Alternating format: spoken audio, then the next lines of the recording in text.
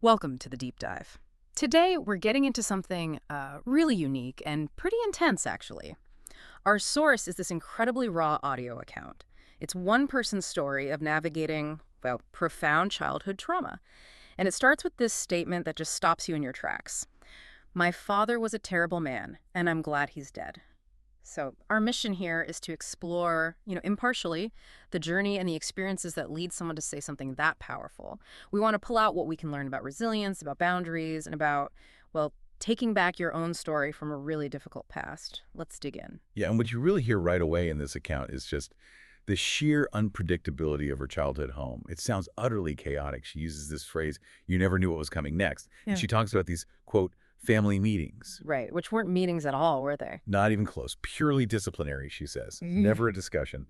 And then there's the father's drinking. He'd drink himself into oblivion, often blasting loud music. It paints a picture of just constant instability. And those late night visits?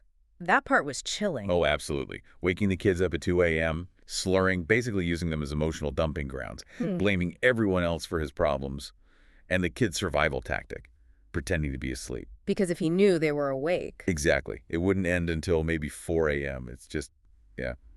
That's such an impossible wait for a child. And she mentions being singled out, right? At 7 years old. Yes, the chosen one, she calls it, the counselor. He'd specifically unload on her, blaming her mother for his own ruined dreams. He wanted to be a helicopter pilot, apparently, and somehow that was the mother's fault. But even then, as a child, she saw through it. That insight is remarkable. It really is. She realized, it wasn't her mom. It wasn't the kids. It was the alcoholism. She says it so powerfully. Not her. Not us. Not anything else, but the bottle he kept clutched tighter than his own children. Wow. That really drives home what was missing, doesn't it? Completely. And she spells it out very clearly later. She says, no, I love yous. No, I'm proud of you. No safety, no praise, no softness. So it's not just neglect, it's like an active void. Precisely. An active vacuum of Yeah. any kind of affirmation or security. And when you have that vacuum, that complete lack of a safety net, Then the fear and the violence must hit even harder. exactly, it amplifies everything, Yeah. which sets the stage for some of the specific incidents she describes later. Yeah, there was one that really stood out, the incident when she was 12. Uh-huh.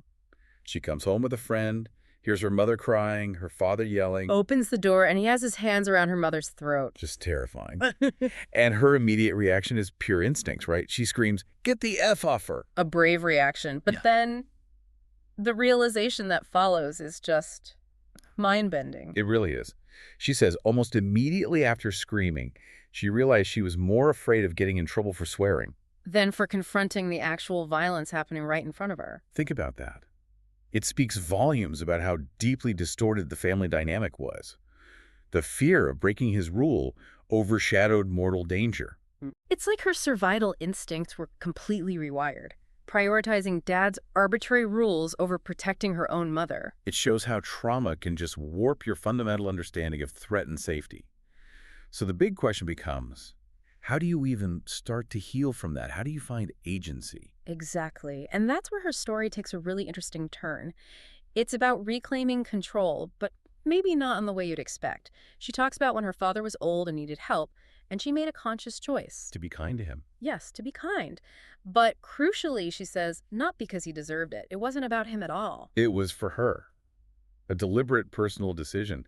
It sounds like a powerful act of, well, self-liberation, maybe. That's a great way to put it. She sort of reframed him in her mind. He wasn't Dad anymore. He was a lonely old man who needed help. That detachment is so important. It's about establishing those internal emotional boundaries, isn't it? Protecting her own peace, finally. Yeah, not expecting anything back, just controlling her own actions, her own emotional state. And that detachment, that reframing, seems absolutely central to her ability to move forward. She's very clear about it.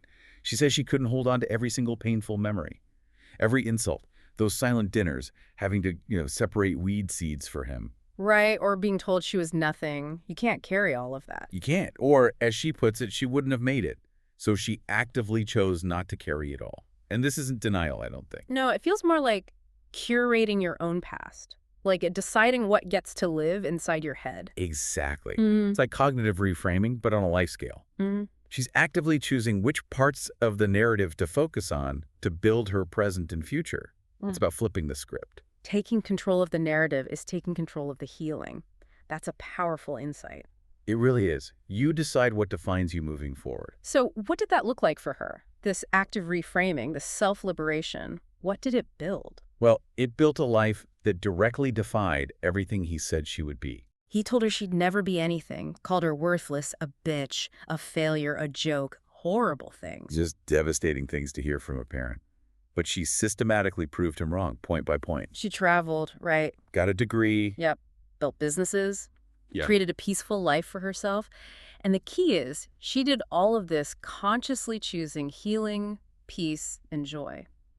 And she did it without his love, without his praise, without his support. Which leads to her ultimate statement. The greatest revenge I ever got was happiness. That hits hard, doesn't it? It really does. It's not about hurting him back. It's about building her own joyful life despite him. And that really sums up the core takeaway from this deep dive, I think. It's the immense power you can find in reclaiming your adulthood after trauma steals your childhood. Her journey shows how vital it is to nurture those parts of yourself that someone tried to crush. She chose truth over bitterness. Yeah, and that leads to her final powerful thought about his death. I'm glad he's gone, because now I don't have to pretend anymore. No more pretending. Yeah. It's authenticity. It wasn't about getting his approval in the end. It was about finding her own peace, her own truth. That feels incredibly validating. You know, her story underscores that you absolutely do not have to love someone who hurt you. It's okay. And it highlights the courage it takes to speak your truth, even if, as she says, it shakes the room. Absolutely. It's freeing, even if it's uncomfortable. So for you listening, maybe this deep dive brings up a question. What does finding your own version of happiness as revenge look like? And how might speaking your truth, even when it feels difficult or maybe uncomfortable for others, contribute to your own sense of peace and ultimately your freedom?